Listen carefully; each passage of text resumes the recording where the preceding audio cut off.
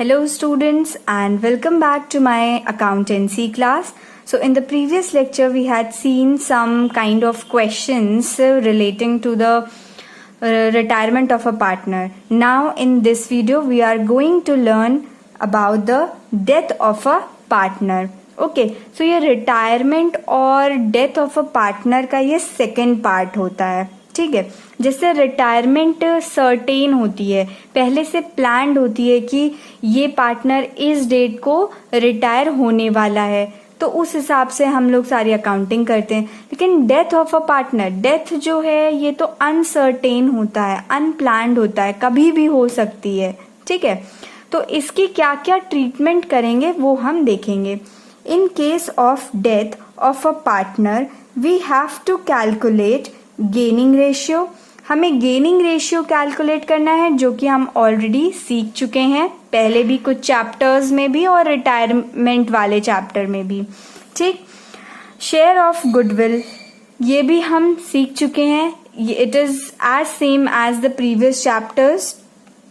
Revaluation of assets and liabilities, revaluation हमें account बनाना पड़ता था जब एसेट और लाइबिलिटीज में रीवैल्यू होती थी, उसमें फिर प्रॉफिट और लॉस आता था, फिर हम उस प्रॉफिट या लॉस को उन पुराने पार्टनर्स में बांट दिया करते थे. रिवैल्यूएशन अकाउंट बनाते बनाते तो आप एकदम एक्सपर्ट ही हो चुके होंगे. फिर होता है शेयर इन फ्री रिजर्व्स, ये भी हम लोग सीख चुके थे.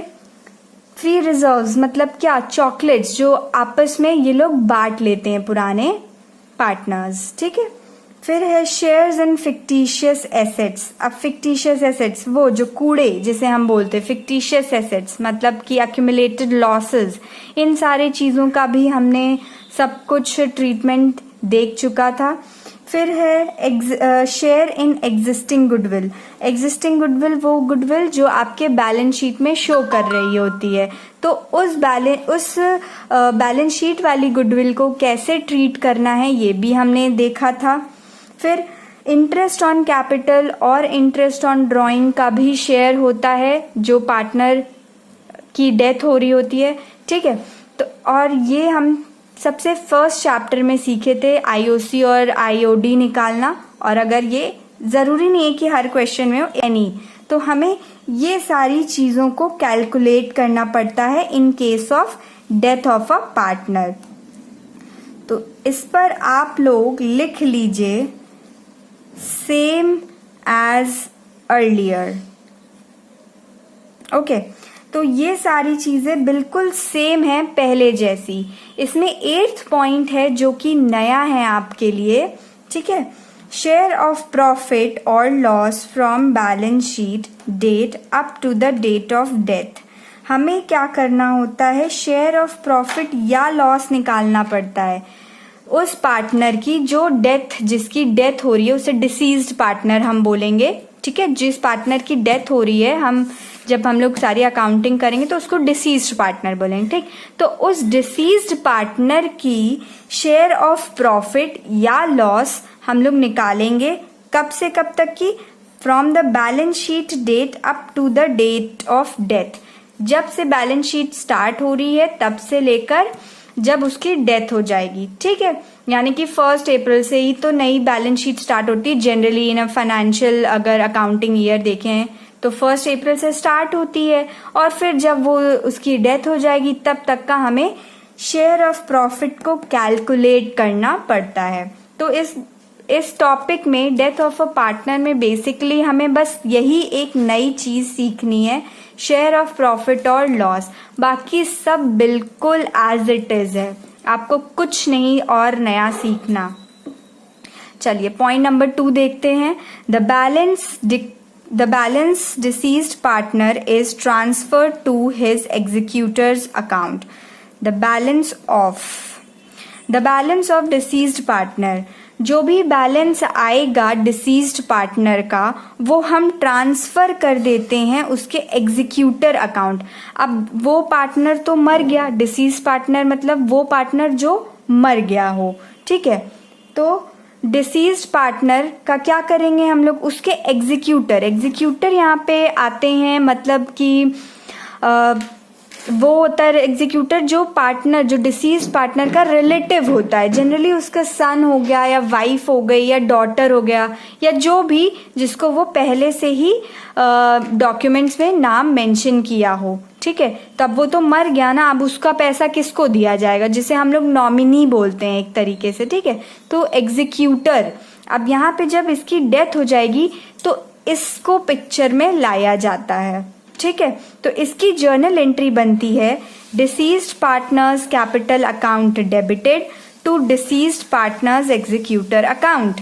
जो भी अमाउंट हमें डिसीज पार्टनर को देना होगा, जैसे हम रिटायरिंग में क्या करते हैं, रिटायरमेंट में क्या करते हैं कि रिटायरिंग पार्टनर को उसके हिस्से का पैसा दे देते हैं, ठीक। तो अब यहाँ पे डिसीज्ड पार्टनर का हिस्सा हम लोग कैलकुलेट करेंगे और उसके रिलेटिव को दे देंगे, यानी एग्जीक्यूटर को दे देंगे, ठीक। तो एग्जीक्यूटर रिसीव करेगा, इसलिए हमने उसके अकाउंट को क्रेडिट कर दिया to deceased partner's executor account, ठीक है।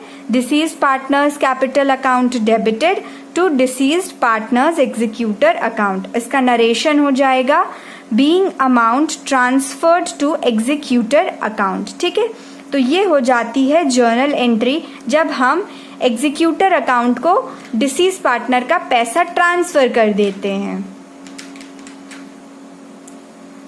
चलिए अब आप लोग एकदम ध्यान से देखिएगा, ठीक है। फिर देखिए रिटायरमेंट में क्या होता था, रिटायरमेंट एकदम ध्यान से समझने की कोशिश करिएगा, फिर इसको नोट डाउन करिएगा, ठीक है। तो रिटायरमेंट में हम क्या करते थे कि ये प्लान्ड होती थी, पहले से हम प्लान किए होते थे कि कौन सा पार्टनर रिटायर हो जाएगा, ठीक है। पहले से प्लान रहता था और जनरली क्या रहता था, आपने नोटिस किया होगा कि 1 अप्रैल को वो एक पर्सन रिटायर हो जाता है या 31 मार्च को 31 मार्च को रिटायर हो जाता है। लेकिन डेथ के केस में ये अनप्लान्ड होती है, ठीक है। अनप्लान्ड ये होती है, अनप्लान्ड, आपको नहीं पता होता कब किसकी डेथ हो जाए, ठीक है। ये अनसर्टेन वाली चीज है। So let's take an example.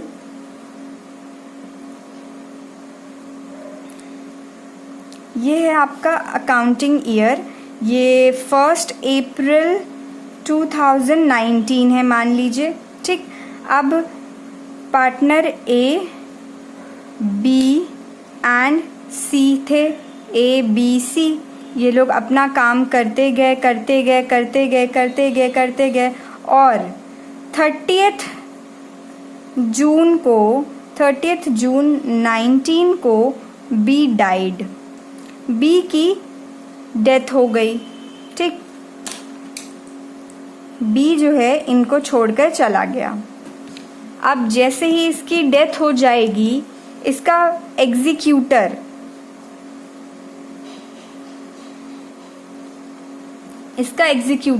इस पिक्चर में आ जाएगा।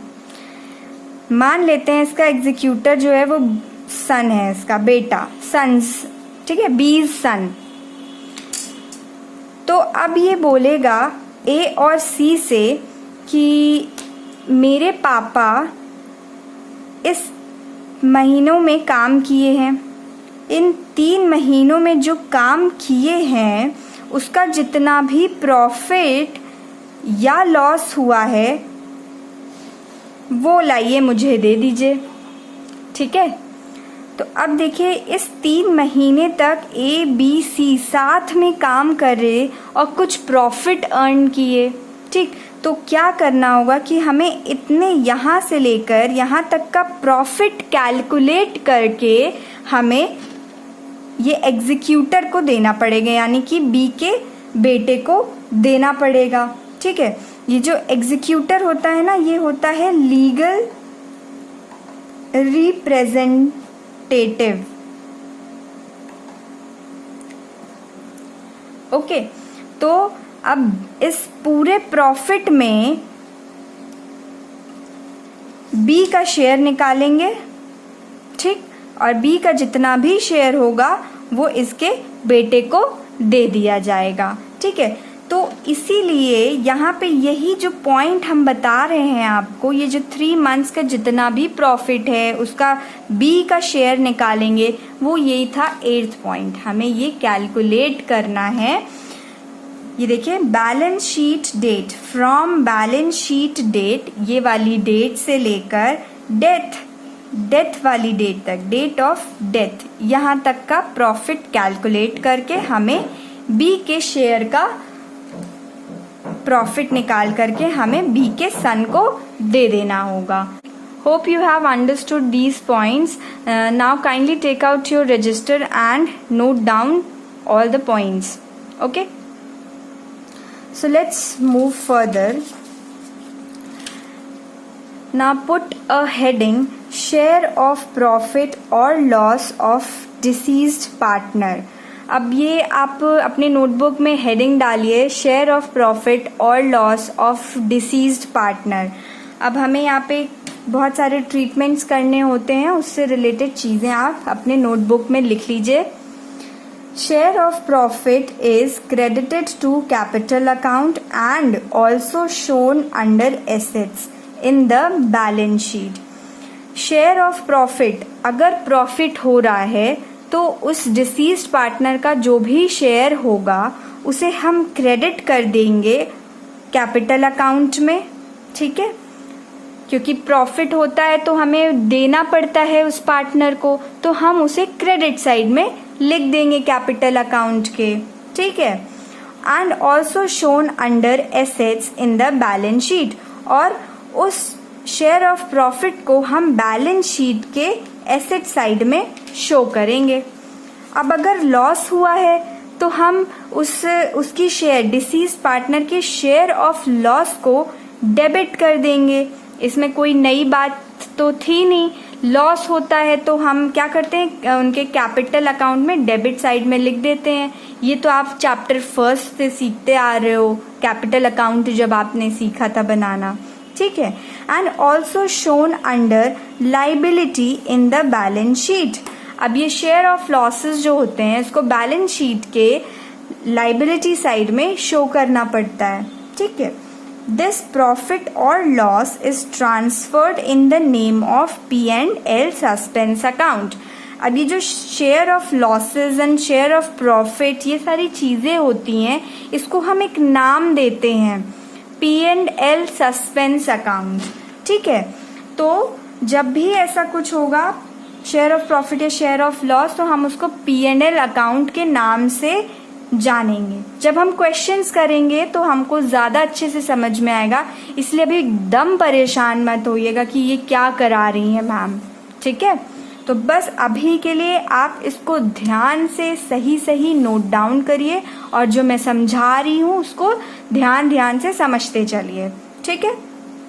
चलिए, ये 3 पॉइंट्स हो गए। 4th पॉइंट में है फॉर शेयर ऑफ प्रॉफिट। हमें जर्नल एंट्रीज बनानी है एक्चुअली। 4th पॉइंट में हमें जर्नल एंट्रीज क्या क्या करनी है वो लिखा हुआ है।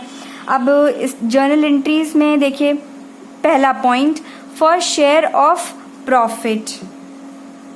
अगर प्रॉफिट हो रहा है तो उसकी क्या जर्नल एंट्री बनेगी, P&L suspense account debited to deceased partners capital account, ठीक है। अब देखिए, अभी हमने यहाँ पे सीखा 1st पॉइंट कि जो भी अगर प्रॉफिट हो रहा होता है तो हमें क्रेडिट करना होता है उसके कैपिटल अकाउंट को डिसीज पार्टनर्स के, तो हमने क्रेडिट कर दिया। देखिए, बात सही हो गई। To deceased partners capital account, उसके कैपिटल अकाउंट को हमने क्रेडिट कर दिया, ठीक है। और जितने भी अमाउंट से होगा प्रॉफिट उसको मिल रहा होगा, उसको हम डेबिट कर देंगे P&L सस्पेंस अकाउंट से, ठीक। और जितना भी अमाउंट आएगा उसे हम क्या कर देंगे, एसेट साइड में शो कर देंगे, जैसा कि यहाँ पे रूल में लिखा हुआ था। ये रूल्स हैं और ये जर्नल एंट्रीज आपको इस रूल के अकॉर्डिंग बनाई गई है, ठीक है। और इसका नरेशन हो जाएगा being share of profit transfer to capital account. Now next is for share of loss. अब शेयर ऑफ लॉस के केस में क्या होता है, हमें उसकी कैपिटल अकाउंट को डेबिट करना होता है। तो deceased partners capital account debited to P&L suspense account, और जो भी अमाउंट आता है उसे हम लाइबिलिटी साइड में शो कर देते हैं। ठीक, तो ये रूल था और उसकी ये जर्नल एंट्री बन गई। अब देखिए, ऐसे स्टार बना के लिख लीजिएगा, whenever new ratio is given in the question then the above journal entry will not be passed।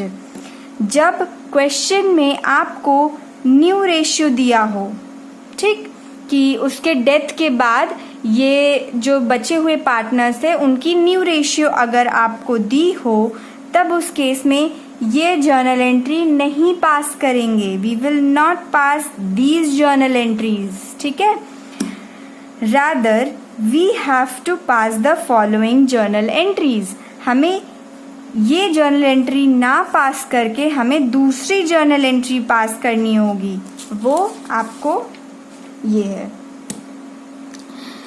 For share of profit, अगर प्रॉफिट हो रहा है और इन्होंने अपने प्रॉफिट रेशियो को चेंज कर लिया है, न्यू रेशियो दिया हुआ है क्वेश्चन में और प्रॉफिट हो रहा था उस डिसीज्ड पार्टनर को, तो फिर क्या होगा, gaining partners capital account debited to deceased partners capital account to sacrificing partners capital account if any. ये बिल्कुल वैसी वाली जर्नल एंट्री है जब गुडविल की हम लिखते थे। रिटायरमेंट में जब हम गुडविल की एंट्री लिखते थे तो क्या लिखते थे, gaining partners capital account debited to retiring partners capital account to sacrificing partners capital account if any. Goodwill में हम सेम यही जर्नल एंट्री पास करते थे, बस डिसीज पार्टनर्स कैपिटल की जगह हम रिटायरिंग पार्टनर्स कैपिटल को लिखते थे। ठीक है, तो फिर उसके बाद है फॉर शेयर ऑफ लॉस। अब लॉस के केस में क्या होगी, जस्ट इसकी ऑपोजिट, जो हमने यहाँ लिखा उसका बिल्कुल उल्टा। Deceased partners capital account debited, sacrificing partners capital account debited if any, अगर कोई पार्टनर है जो सैक्रिफाइस कर रहा है, to gaining partners capital account, और इसका नरेशन हो जाएगा being amount adjusted among the partners. तो ये कुछ हमने ट्रीटमेंट सीखे डेथ ऑफ अ पार्टनर से रिलेटेड। हमने ये कुछ पॉइंट्स देखे कि हमें क्या क्या चीज़ें कैलकुलेट करनी होती है। हमने देखा कि ये सारी चीज़ें हमने ऑलरेडी पढ़ रखी है, बस हमको ये नई चीज़ें सीखनी है, जो डेथ पार्टनर, जो जिस पार्टनर की डेथ हो चुकी है उसका शेयर ऑफ प्रॉफिट या लॉस निकालना है। ठीक, फिर हमने देखा कि उस डिसीज्ड पार्टनर का जो जितना भी पैसा बनेगा उसे हमें किसे देना होता है, बिल्कुल सही, एग्जीक्यूटर्स अकाउंट, मतलब हमें एग्जीक्यूटर को देना होता है। और एग्जीक्यूटर कौन होता है, लीगल रिप्रेजेंटेटिव होता है, कि उसके मर जाने के बाद सारा पैसा इस लीगल रिप्रेजेंटेटिव को मिले। अब लीगल रिप्रेजेंटेटिव में कोई भी हो सकता है, उस डिसीज्ड पार्टनर का रिलेटिव, ठीक है, जिसको भी वो नॉमिनी बना के रखा हो। जब स्टार्टिंग में हो रहा होगा कि पार्टनरशिप डीड बन रही होगी, तो उसने मान लो बना के रखा था बी अपने बेटे को। ठीक है, अब देखिए इस एग्जाम्पल को फिर से एक बार अच्छे से समझाते हैं। ये डेथ जो होती है वो अनप्लान्ड होती है। ठीक है, तो चलिए एक एग्जाम्पल लेते हैं। 1 अप्रैल 19 से ये स्टार्ट हुआ अकाउंटिंग ईयर। ये 3 पार्टनर आराम से काम कर रहे थे एंड सडनली 30 जून 19 को बी की डेथ हो गई। ठीक, अब इसके डेथ के बाद एग्जीक्यूटर आएगा, इसका मतलब लीगल रिप्रेजेंटेटिव, लेट्स से उसका बेटा, वो इन दोनों से बोलेगा कि 1 अप्रैल से 30 जून तक, अप्रैल मई जून 3 महीने मेरे पापा भी काम किए थे और उनकी वजह से भी इस फर्म को अर्निंग हुई है, तो इस 3 महीने का जितना भी प्रॉफिट या लॉस है लाओ हमें दो। ठीक है, तो ये दोनों क्या करेंगे, इस 3 मंथ का प्रॉफिट कैलकुलेट करेंगे और फिर उसको बी के शेयर में डिवाइड कर देंगे और बी के बेटे को दे दिया जाएगा। उसके एग्जीक्यूटर अकाउंट एक बनाया जाएगा और उसमें वहाँ पे ट्रांसफ़र कर दिया जाएगा। ठीक है, तो बस बेसिकली हमें बस यही सीखना है कि ये कैसे आएगा, ये प्रॉफिट यहाँ का कैसे आएगा, इससे पूरे का प्रॉफिट या लॉस कैसे आएगा। इसके कुछ मेथड्स होते हैं, 2 टाइप के मेथड होते हैं, वो हम नेक्स्ट क्लास में सीखेंगे। और ये जर्नल एंट्रीज होती हैं, इसको आप नोट डाउन कर लीजिएगा और एक बार अच्छे से ध्यान से रीड करिएगा, ठीक है। तो hope you have understood all these points. So in the next video we are going to see various examples regarding the share of profit or loss of the deceased partner. Okay, so thank you students, have a nice day.